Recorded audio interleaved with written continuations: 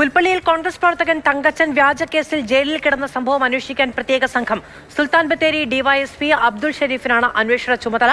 കമൽ വിവരങ്ങളുമായി നമ്മളോടൊപ്പം ചേരുകയാണ്. കമൽ, 17 ദിവസം താൻ അറിയാത്ത ഒരു കാര്യത്തിന് ഒരാൾ ജയിലിൽ കിടക്കേണ്ടി വരിക, അന്വേഷണത്തിന്റെ ഒരു ഘട്ടത്തിലും ഈ പറയുന്ന വിവരങ്ങൾ പുറത്തേക്ക് വരാതിരിക്കുക, അതിന്റെ പിന്നിൽ വലിയ ഗൂഢാലോചന ആരോപിക്കപ്പെടുക, അങ്ങനെ കേരളം അടുത്ത കാലത്ത് കേട്ട് ഞെട്ടിക്കുന്ന സംഭവങ്ങളിൽ ഒന്നാണ്. ഇപ്പോൾ പ്രത്യേക അന്വേഷണ സംഘത്തെ രൂപീകരിച്ചിരിക്കുകയാണ്. ആരൊക്കെയാണ് സംഘാംഗങ്ങൾ, എന്താണ് വിവരങ്ങൾ?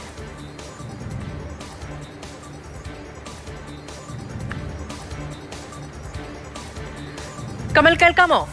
നിരപരാധിയായ ഒരാൾ കേസിൽപ്പെട്ട് 17 ദിവസം ജയിലിൽ കിടന്ന സംഭവം പോലീസിനെ സംബന്ധിച്ച വലിയൊരു നാണക്കേടാണ് ഉണ്ടാക്കിയിരിക്കുന്നത്. പ്രത്യേകിച്ച് സംസ്ഥാനത്തൊട്ടാകെ പോലീസിനെതിരെ വലിയ വിമർശനം ഉയരുന്ന സാഹചര്യത്തിൽ വയനാട്ടിൽ ഇത്തരത്തിലൊരാൾ 17 ദിവസം ജയിലിൽ കിടക്കേണ്ടി വന്നു എന്നുള്ളതാണ്.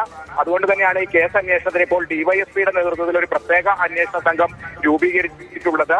ഈ വീട്ടിൽ നിന്ന് സ്ഫോടക വസ്തുക്കളും ചാരായവും പിടികൂടിയ എന്ന പേരിലാണ് ഈ തങ്കച്ചനെ അറസ്റ്റ് ചെയ്ത് ജയിലിലടച്ചത്. പിന്നീട് നടത്തിയ അന്വേഷണത്തിൽ യഥാർത്ഥ പ്രതികൾ മറ്റുള്ളവരാണെന്ന് കണ്ടെത്തുകയും അതിലൊരു പ്രതിയായ പ്രസാദിനെ അറസ്റ്റ് ചെയ്യുകയുമായിരുന്നു. അങ്ങനെയാണ് കഴിഞ്ഞ ദിവസം തങ്കച്ചൻ ജയിൽ മോചിതനായത്. എന്തായാലും ഇത് പോലീസിന് വലിയ നാണക്കേടുണ്ടാക്കിയ സാഹചര്യത്തിലാണ് ഇപ്പോൾ അന്വേഷണ സംഘത്തെ നിയോഗിച്ചിരിക്കുന്നത്.